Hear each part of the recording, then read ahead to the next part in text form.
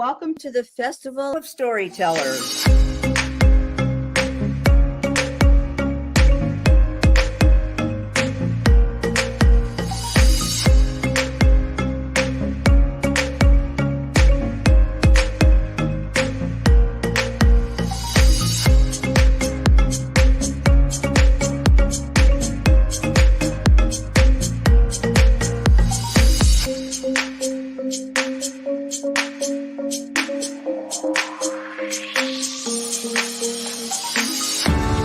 I can't tell you how excited I am to be on right now. It's been a couple of weeks of excitement, getting prepared, and I've done a lot of things in my life, but this has got to be close to the top. Thank you, Reader's Magnet, and thank you, John, for putting this forth and taking the chance on us authors in presenting this out to the world. I've enjoyed this immensely, Joanne. Ellie, so have I. Thank you for who you are, and thank you, Reader's Magnet. You all are beautiful, and you've worked so very hard, and we are blessed. We are. I thank everybody that's involved with this process, because we know writers need readers and writers need publishers. We thank Reader's Magnet and everybody that's involved. I love Reader's Magnet. They say, we share your stories with the world.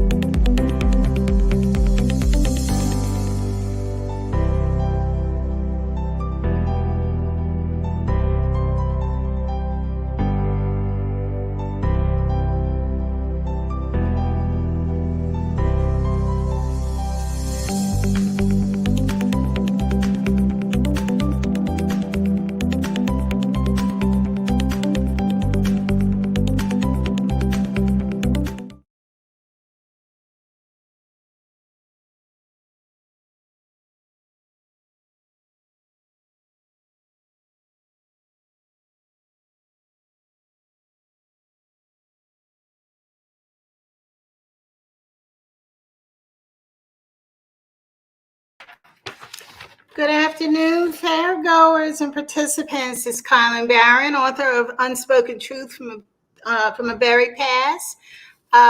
Thank you for coming today. I have the pleasure of introducing Mr. Carl Bush, author of The Maxwell Vendetta, and he is the author of The Hour.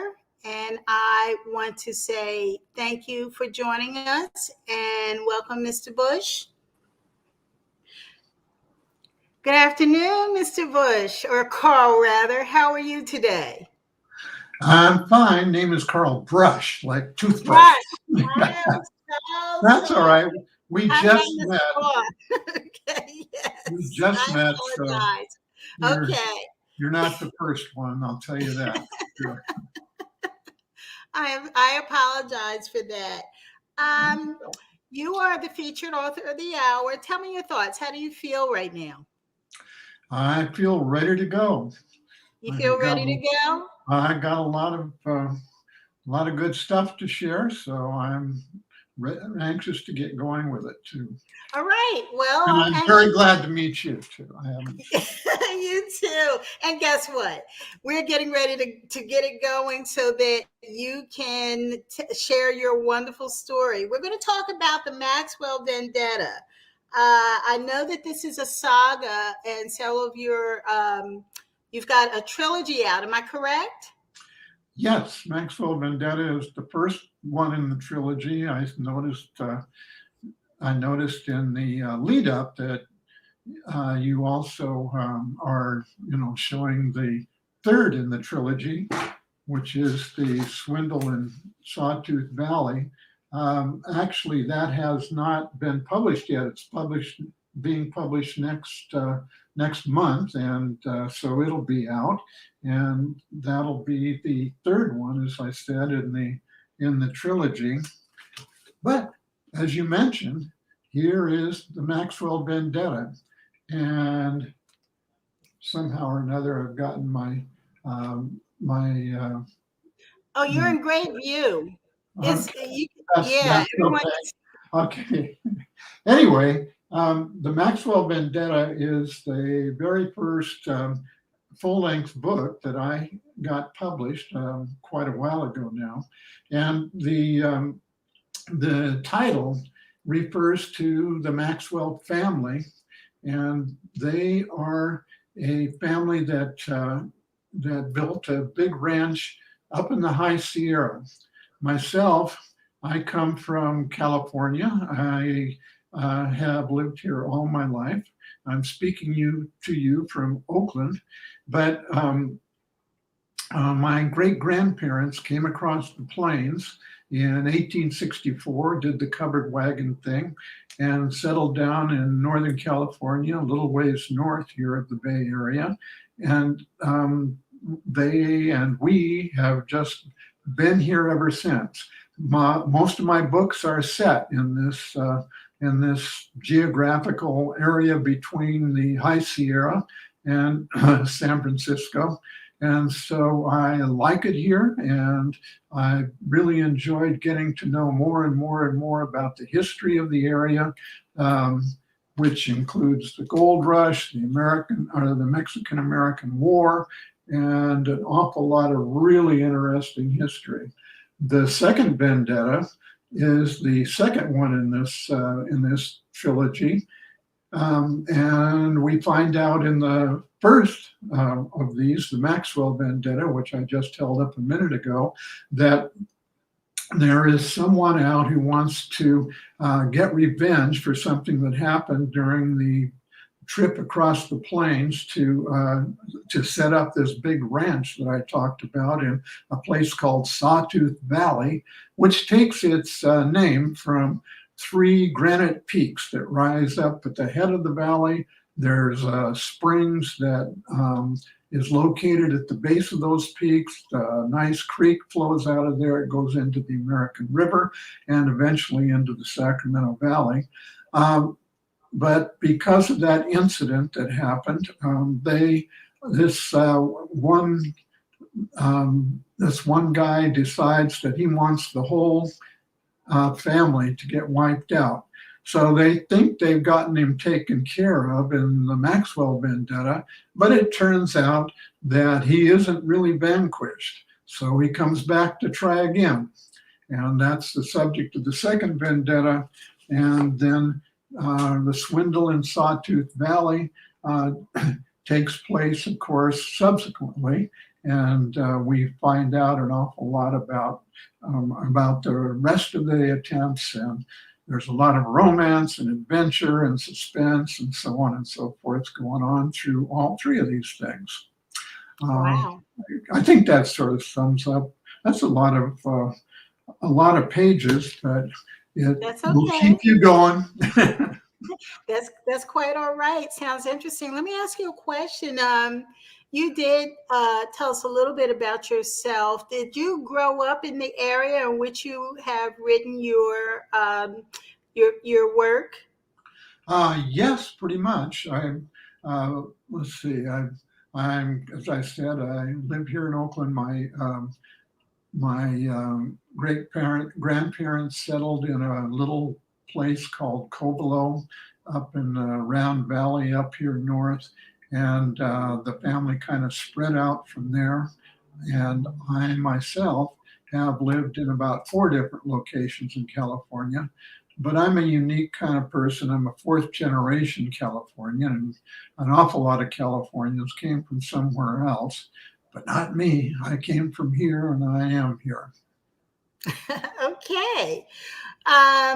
Well, your main work in historical fiction, am I correct? This is what you like. You enjoy writing historical fiction? I absolutely do. And all the 6 books that I brought here to the festival are historical fiction in one sense or another. Yes. Do you ever have the urge to write something set in contemporary times? You know, I do, and I'm working on a book right now that is set in modern day. But I really do also have this great love, obviously, for history, for exploring the past and discovering more and more about what happened then, and creating stories that are based on what happened then. Because I think it's a great way to get a window into the present, to go in the past and see that back then, a lot of the same issues, the social issues. I don't just write adventure. I also get into social and political kinds of stuff, and that's been around for a while. Everybody has that in their world in one way or another, and to step back into that world in the past gives us a really good perspective, I think, on the present, because the same emotions and drivers of action from the past are the same ones that we have today, and it helps understand today, I think, to take a look at what happened yesterday. Okay. Well, the next question I would have to ask you is, would you like to describe your writing process? My writing process. I just read a wonderful book called The Personal Librarian, and it's about a woman who was a personal secretary. I never heard of one of those before, to the tycoon J.P. Morgan. Wow. And she became a great expert in art and helped him, and literature, and she helped him build an immense personal library by going out and buying, with his money, of course, auctioned off items and so on and so forth. And this is was a real person, and probably the most interesting thing about her, and it comes out in the book, is that the whole time she was doing this, she was passing. She was a colored person who was very light-skinned, and her mother wanted her kids to have the best advantages, even in a world where, although her parents grew up in a world right after Reconstruction, when it seemed like everything was going to be equal, until, of course, the whole thing came crashing down, and then followed by segregation and the Ku Klux Klan and all that stuff. Anyway, and the reason I bring that up is because in the afterword, the author talks about, or the authors, there were 2 women who wrote this, talks about how you deal with describing a person from the past, where you only have a certain amount of actual facts to work with, yet you need to make this person real, and to understand their inner life as well as the bare facts. And they talked about the idea that the actual facts form the architecture, the skeleton of the book. And after that, you use a blend of what they call research, personal experience, fiction, and logical extrapolation from the facts in order to create the inner life of the person you're working with. So my process, in getting back to the question you were asking, is to try to understand what it took to live in the time that I'm writing about, and how the outside influences would would be able to guide behavior in certain situations. And I always have to keep in mind that the history is history, and you can't turn a man into a woman, or you can't really make a person president if they never were president. Those are exaggerated examples of the kind of things we run into. But still in all, that may be all you know about the person, that, for example, they were president. So what did they feel? What did they say? What did other people say about them? All those things have to come into play, and you have to present them in a way that's both takes the facts into account, but still creates a believable and exciting picture of a person. Absolutely. Okay. I guess there's one other dimension to that. Of course, it's more personal. I'm sorry. I have a motto that I picked up from someone along the way. I can't remember exactly who, but he told me that the number one thing a writer has to do is BIC. And I asked him what he meant, and he said, "Butt in the chair." You've got to sit down and in front of your computer, typewriter, or whatever it is. That is, that is so true. That is so true. And you know what? And it's not just BIC. It is just discipline. When it comes to, if it's a passion, then it becomes discipline. And you keep your butt in the chair until that project is complete or very near complete. Am I correct on that? That's how it goes. Absolutely. Yes. You can wander around and have all the best ideas in the world, but until you sit down and really put something into the computer or on paper, it doesn't exist. We should have a giant banner, BIC, and let everybody do this. What does that mean? That's a good one. I like that. Now, most of your work, Carl, is set in and around the San Francisco Bay Area. What would you find compelling about this particular geographical location?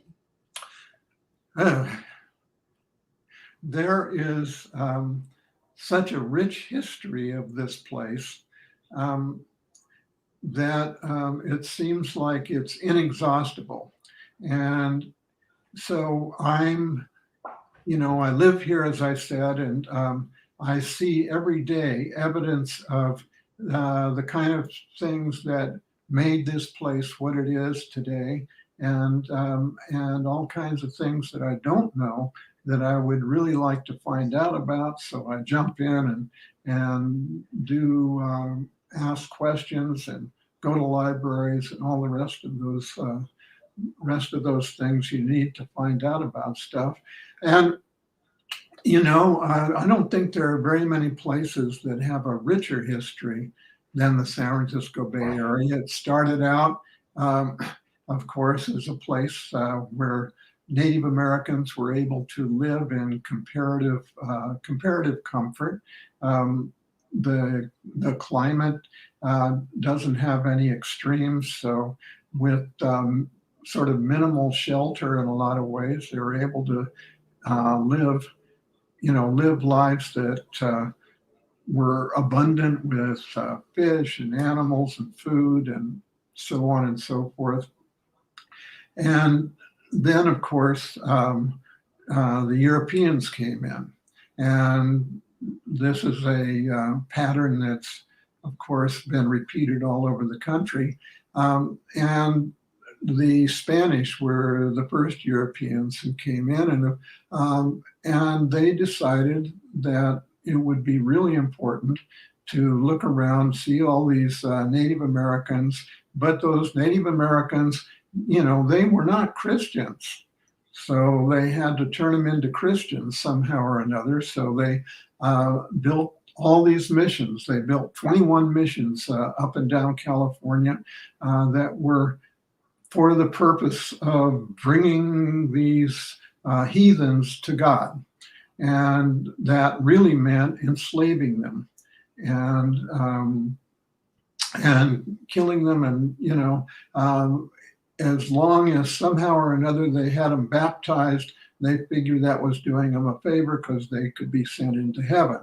And then other Europeans came in, and the other things they brought with them was disease. There was smallpox and various kinds of venereal diseases that, the Native Americans hadn't even had before. They didn't exist. And so they were completely vulnerable to those things. So between the slavery and the slaughter and the disease, they were almost exterminated. As history went on, I'm going to just could talk all day, and everybody would just be snoozing and going out for a beer or something. But really, just some of the main events of this whole thing are, of course, the Gold Rush and the Mexican-American War that where the Americans just thought that the manifest destiny meant that they wanted to build a country from sea to shining sea, and they took California and a whole bunch of other territories. And then, of course, as the Gold Rush came in, then, of course, California had to become a state, and that really built that manifest destiny. So there was so much going on that it's just an inexhaustible treasure trove of characters and events and action that it's impossible for a writer to run out of material around here, and all of it is extremely interesting. And so I guess that's a long answer to a fairly short question. That's okay, because it's your answer. And I think the festival and the participants would rather a long answer than no answer at all. So I love it. And it's also those teaching moments. So it is much appreciated. I just want you to know that. So don't worry about that at all. I do have another question though. Pretty much related to the previous question. Do you plot ahead of time, or do you plot emerge? Does your plot rather emerge as you write? I've talked to quite a few authors who really like to outline and to plan before they almost before they even start the book, how it's going to start and where it's going to go. And I've never been that organized at all. To me, my writing is a process of discovery. So I start with a situation or a character. Sometimes I'll just start with a quote of some sort that captivated me, and I'll have someone say that, and I'll have someone else answer them, and we sort of go on from there. I just think it's so interesting to see what my people are going to do.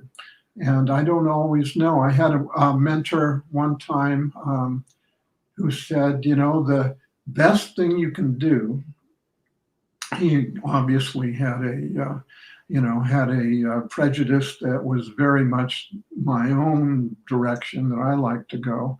So put your character in a situation that you have no idea how they're going to get out of, because then in the process of you trying to figure out what they do and where they go and how all of that will turn out, that's when you find out what they're made of. That's when you find out really how they're going to be able to survive in the world and survive in the situation that you've set up.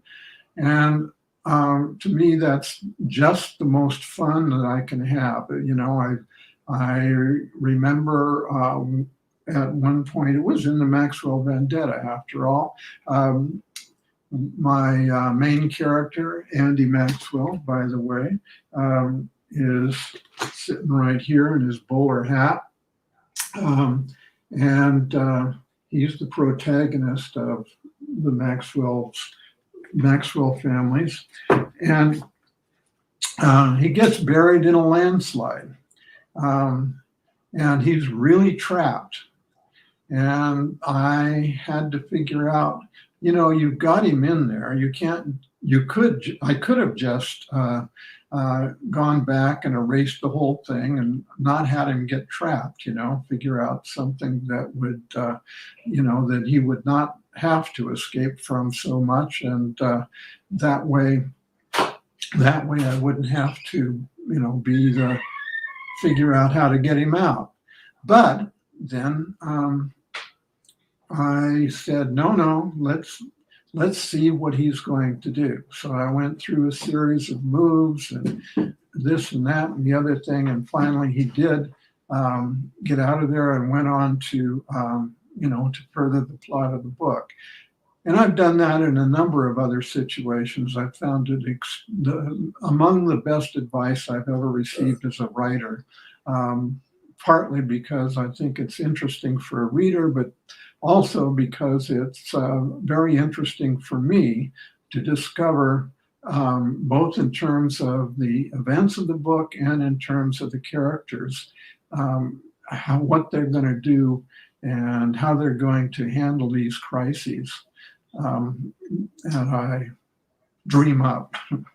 So in answer to that question, the plotting for me is minimal, and the writing is the process of the discovery that creates the plot more than the plot creates the situations.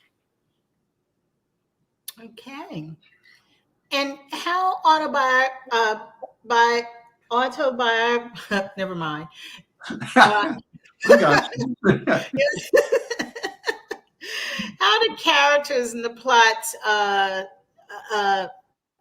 how autobiographical are the characters and plots of your novels? That's kind of a double-edged question for me.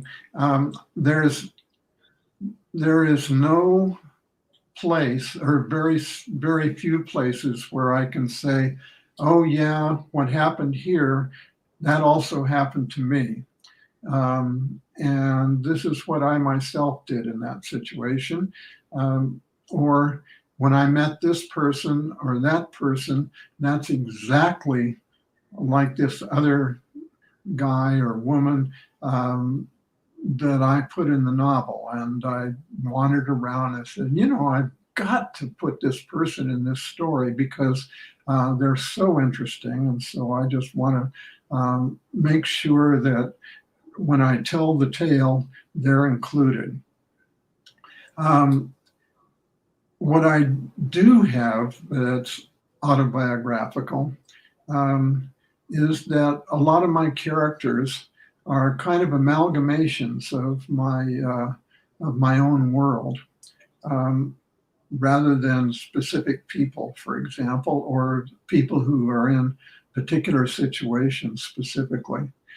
I think about my female characters, for example. My books are are full of really strong women, and they reflect the women in my life, really, my mother, my wife, um, uh, my stepchildren. I don't have any natural children of mine, but the females are the type who jump out into the world and take it on and succeed because of their courage and their intelligence. And I think that matches the spirit of my people. I think specifically, just as we're talking here, about Bonita. Bonita is one of a pair of novels about this particular character. And she is, when we meet her, 12 years old. And she's decided she's going to go out and follow the vaqueros, who are part of her life on the ranch in Rancho Sausalito, which is right across the bay from San Francisco. And she believes that she is the niece of the guy, Colonel Richardson, who owns the ranch. And, you know, there are several landmarks in the Bay Area named after him. And so she wants to grow up and be as adventurous as she can. So there's this whole custom that they have, that this is truly what they do or did. There were a lot of grizzly bears still around the Bay Area at the time. They've all disappeared now. You can look on the California flag and see a bear there, but there are no more of them around. There's black bears up in the foothills, but no grizzlies left. Anyway, they had this custom that was amusement, they thought, but they would go out and they would find a grizzly bear and they would rope him and tie him up and bring him back to the ranch.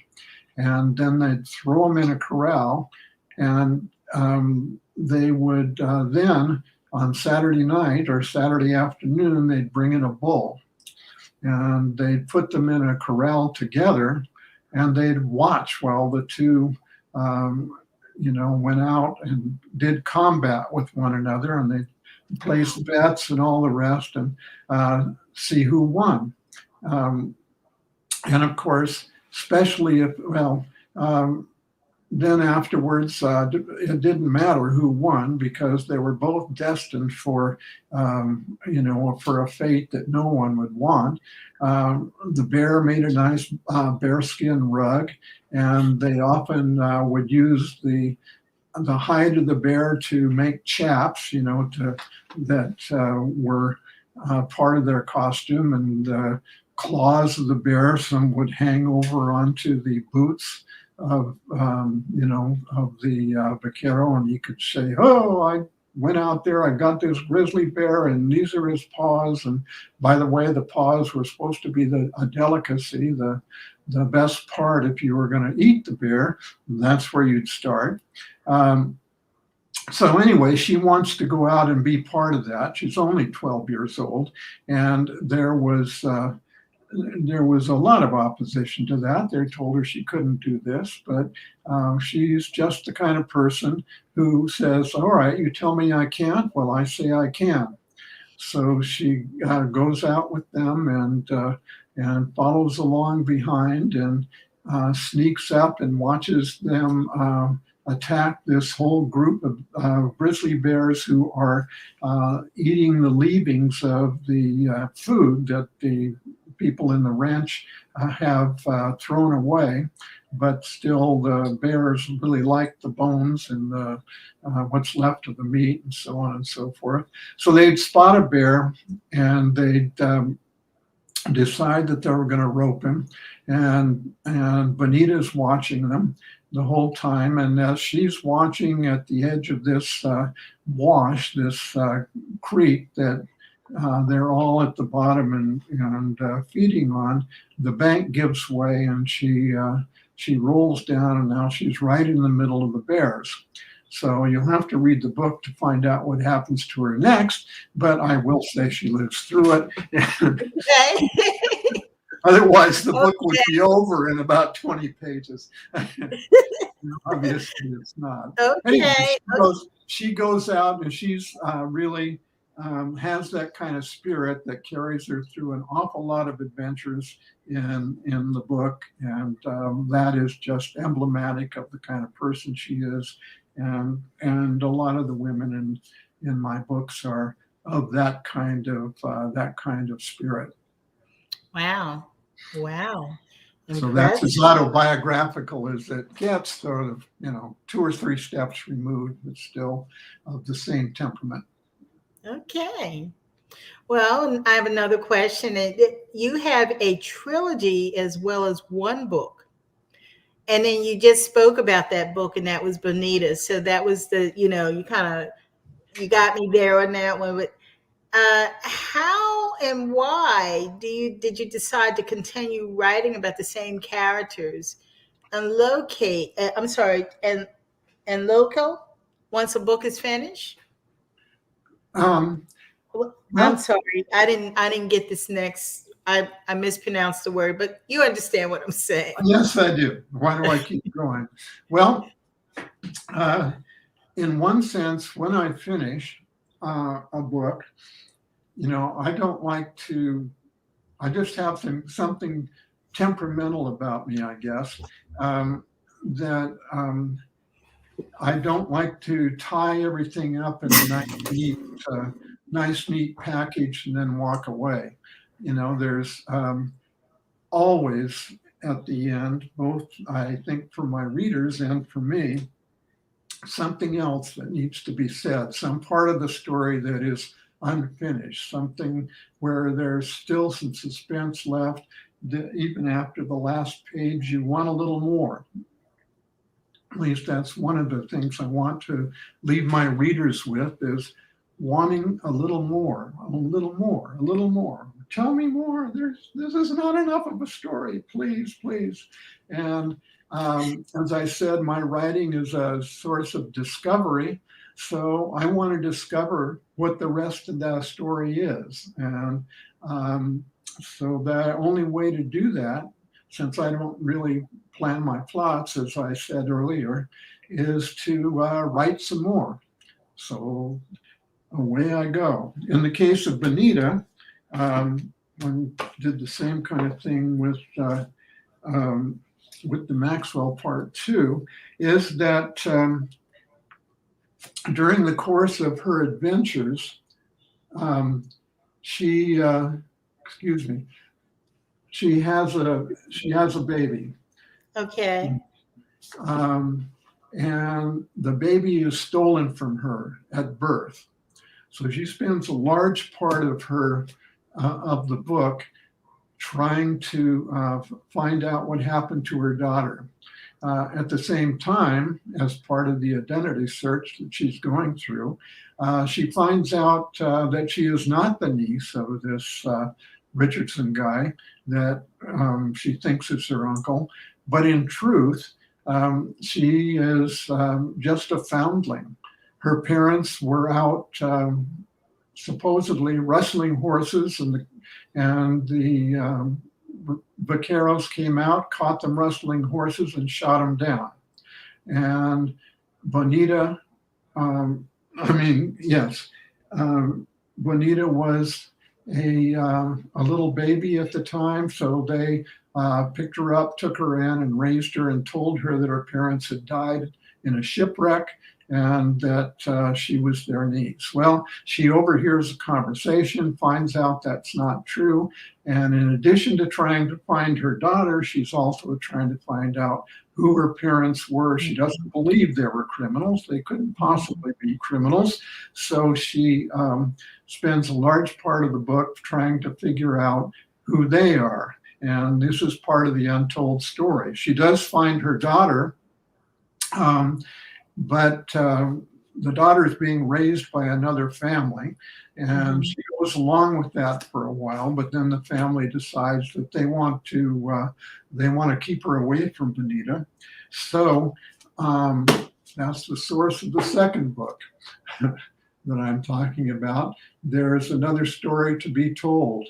What happened to the daughter? What happened to her in that family? And so in order to find out all this and to make sure that she is able to have a relationship with her daughter, she wants to go back and find out who her parents were so that she can, have some respectability instead of having criminals for parents. And so she follows a clue. She takes off and goes down to New Orleans, and then she comes back to San Francisco.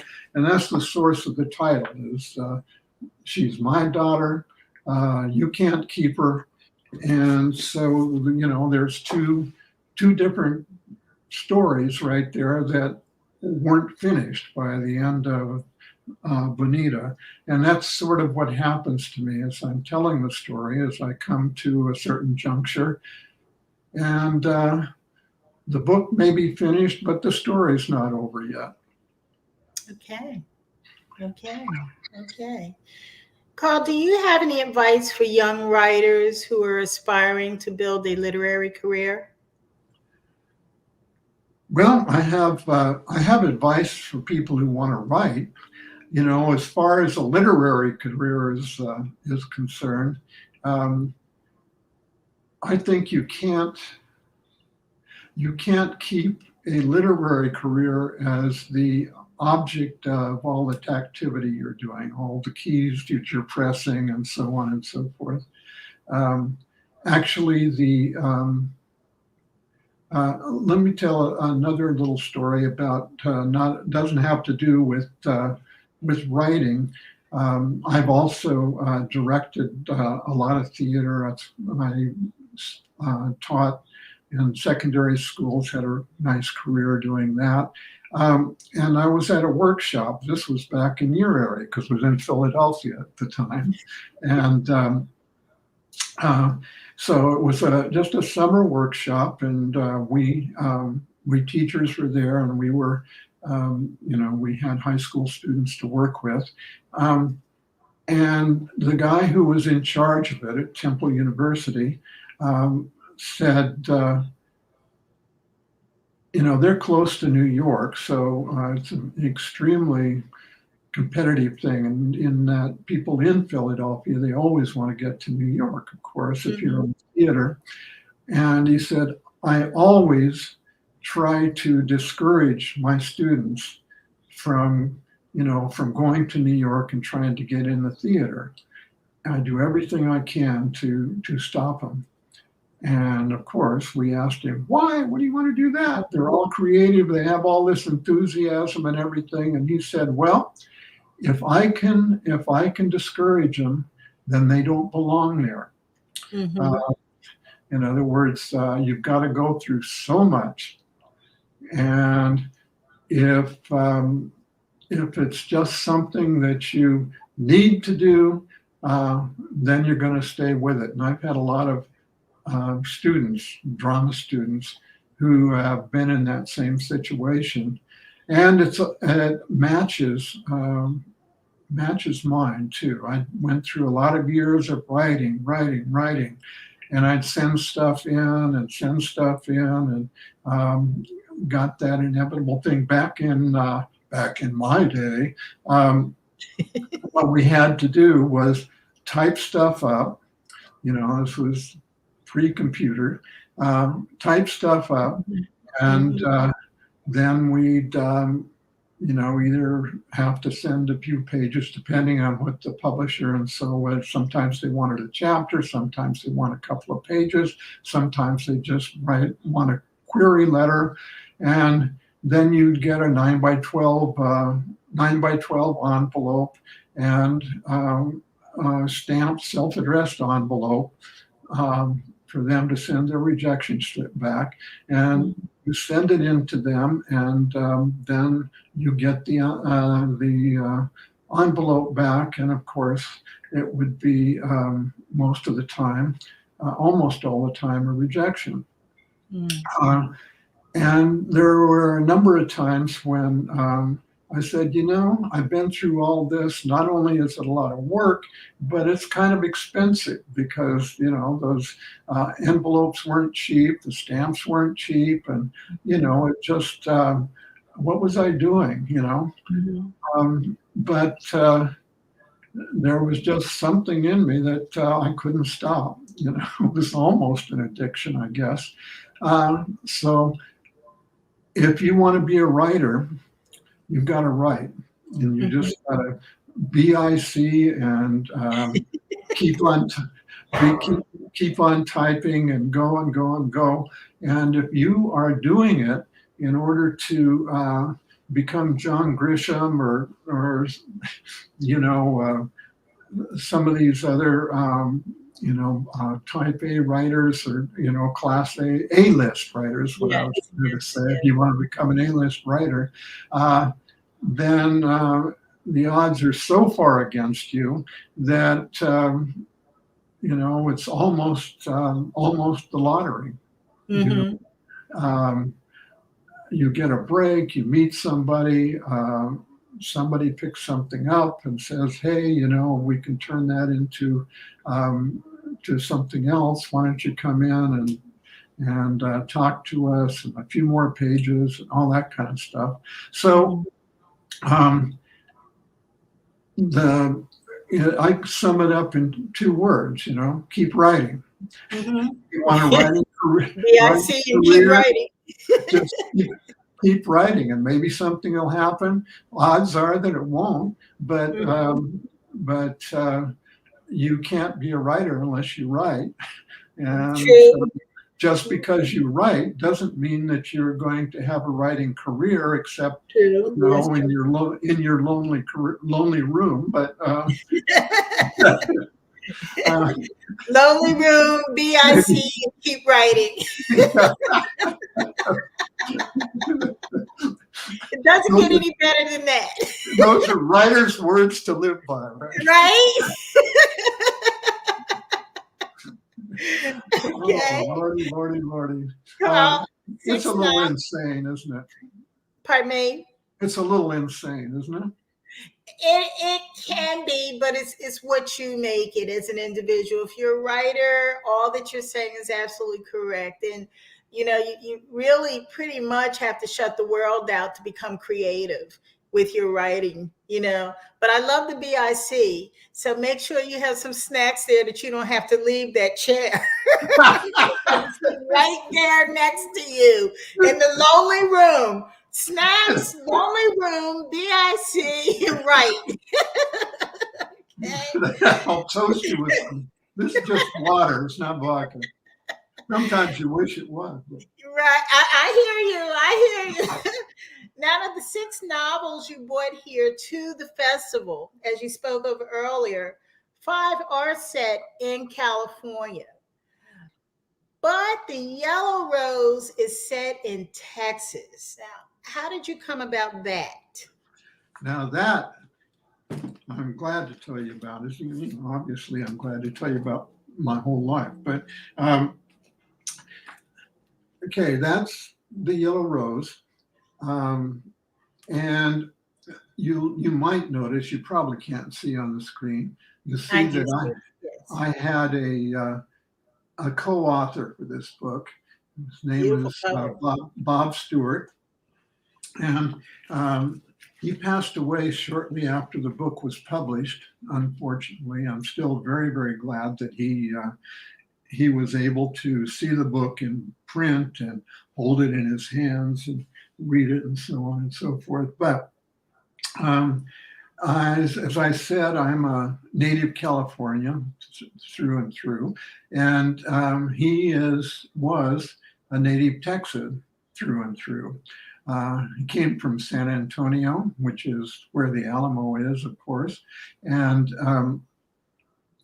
he called me up. I don't know if he called me up or emailed me. I don't know. We had an online relationship, and I also met him a number of times at various writers' conferences. and he said, you know, I've been thinking about writing a novel about this Texas Revolution that involves this woman who was the Yellow Rose of Texas. Well, the only thing I knew about the Texas Revolution or about the Yellow Rose was there was a song way back when that some of you might know about, called The Yellow Rose of Texas, The Yellow Rose of Texas. I didn't plan to sing today. That's enough. Anyway. No, keep going. Little pause here. Let's hear Carl sing. It's all good. I'm sorry. I don't have my group. I don't have my group here. So don't apologize. I love it. Anyway, I said, yeah, I don't think you have the right person, really. We're not only were we opposite sort of ends geographically, but it turned out we were total opposites politically and religiously and all kind of different ways. But he said, no, I've read your writing and I like it. And so I think we can work together. And so he did talk me into this. And so I said, fine. And we got together. And one of the first things I learned, besides the fact that Remember the Alamo was a real thing that happened, was that a yellow rose referred to a good-looking mulatto woman who, whose skin was light and who went toward the yellow thing. You've heard the phrase high yellow, and it was kind of a generic thing, but that was not generic as far as this book is concerned, because there really was a yellow rose, a woman who was around during the Texas Revolution, and she is remembered in legend and in Texas as someone who participated in the hey, a fair grower asked, why the yellow rose? And I'm in the middle of answering that question. How terrific. At any rate, she was a free woman of color, and she was from New York. And there was a guy who wanted to establish a resort down on Galveston Bay. And he also had ties to New York. So he signed her up to a contract to come down to Texas and help establish his resort. So she signed her contract, went on down to Texas. And her name was Emily West, although most of the legend refers to her as Emily Morgan. Because the guy who was building this resort, his last name was Morgan. And in the South in those days, if you worked for somebody and were Black, then you were, your last name was going to be the same as his, just like all the masters, And so there's still an Emily Morgan Hotel in downtown San Antonio, and she's remembered there as Emily Morgan. But I saw an actual, this is one of the neat things about writing historical fiction. I want you to hold your thought there, because we have a couple of questions in from Fairgoer 2291. Why the yellow rose? I think you summed that up, but maybe you might want to sum it up for this Fairgoer. And then it's followed up with a follow-up question. Is your novel, The Yellow Rose, a fiction, or are there historical events?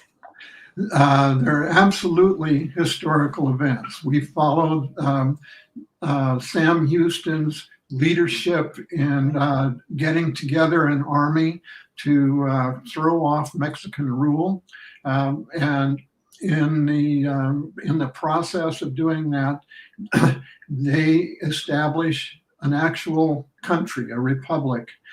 Texas was a country before it was a state. Mhm. And so that's why it's called the Republic. And so that is also what happens in our book.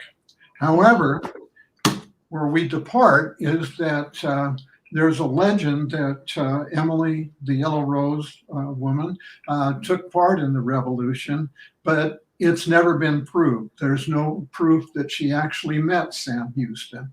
But as Bob Stewart said, we are asking the question, what if? What if Emily and Sam met each other? What if they fell in love? What if there was a romantic relationship between them? And the Fair Goer 2291 says, what's your inspiration in writing this? And as I said in the beginning of the introduction to it, is that the Bob Stewart, my co-author, called me up and said, hey, I would like to do this. And he was actually my inspiration, although I didn't have to get very far into it before I became completely enthralled with the whole thing myself. So it didn't take much to push me into the project. So that is a little bit of what happened with the Yellow Rose. And of course, as I said, we've extrapolated an awful lot, although we base it on real facts. There's a lot of imagination that our imagination that gets built onto the real facts. Okay. Carl, this has been a very unique, very educational interview with you. I want to let the fairgoers know Carl's trilogy, his books, The Maxwell Vendetta, and the trilogy, the sequels that follow behind the Maxwell Vendetta, Swindle and Sawtooth Valley, and then there are several others. I'm sorry, I have a dog, Bella. I know how that goes. The other book is The Second Vendetta. The Second Vendetta. So Maxwell Vendetta, Second Vendetta, and Swindle and Sawtooth Valley. Those are the three. Okay. Ladies and gentlemen, fairgoers, you can find Carl's books on Amazon.com, BarnesandNoble.com, and he also has a website, The Maxwell Vendetta. I'm sorry, that's the book. The website is carlrbush.com. Carl R. Brush. Carl R. Brush. My dog distracted me a little bit here. I understand, as I told you, how that goes very well. We have another, Fairgoer 2291. You have a stunning cover, and you do. It is absolutely stunning. How did you and your co-author come up with the cover? Well, I owe a lot to Reader's Magnet, tell you the truth. They have a process whereby they give the authors a questionnaire, and they ask sort of leading questions about what elements you'd like to have included in the book, what kind of themes are predominant in your book, and so on and so forth, and how how you'd like them expressed, and then they give you a draft, and you make certain suggestions. I am the farthest thing from a visual artist that you can find, so I couldn't possibly take any credit for the artwork, except that I made suggestions along the way, and I was absolutely thrilled to see what these artists came up with. So thank you very much for for that question, because I do love the cover. Yes. It is stunning. They couldn't have put it any better than to describe it that way. I saw it myself firsthand prior to you and I actually speaking, and I was blown away. I was like, wow. And I have to say thank you to Reader's Magnet, because as a writer, Reader's Magnet makes sure that the world is your stage, and your dreams are just part of that world. So I want to thank you as our time winds down for giving the world your attention, and them yours, theirs, and they're yours. And you're definitely there. You're there. And very good read. So I definitely want to encourage everyone to definitely check out Carl Rush's The Maxwell. Did I finally get it? Well, that's it. The rest of the problems earlier were all building up toward that moment. Why don't you sing us a little song here? I mean, you started out with a little tune. I'm You want to end it with that, Kylan? You're special. My grandchildren tell me that. Oh, the yellow rose of Texas that I am going to see. Nobody else could miss her, not half as much as me. You can talk about your... I should have quit when I was ahead. I guess I was ahead. Thank you, Reader's Magnet. Thank you, Carl Brush, for giving us this time and your time. You are much appreciated. And good luck with the book. Everyone out there, definitely, you can find his book. It is a bestseller on Amazon.com, BarnesandNoble.com, and CarlRBush.com. You can also find the Maxwell Vendetta on these sites. So good luck. Thank you for coming to the show, and everyone have a wonderful evening. Good night. Thanksgiving to everybody too. To everyone. Thank you. Bye-bye. Good night.